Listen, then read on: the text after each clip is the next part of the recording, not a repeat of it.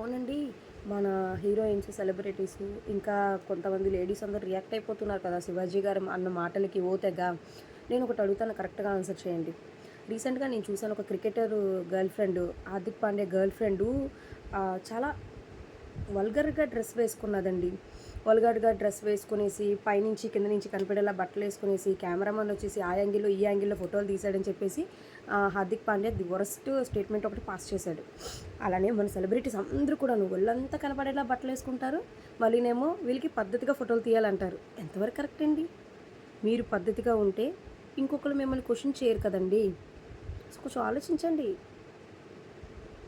మీ స్వేచ్ఛ మీకుంటుంది. ప్రతి ఆడపిల్లకి స్వేచ్ఛ అనేది ఉంటుంది. బట్ ఎక్కడికి ఏ డ్రెస్ వేసుకోవడం వెళ్ళడం కరెక్టో కొంచెం చూసుకోండి.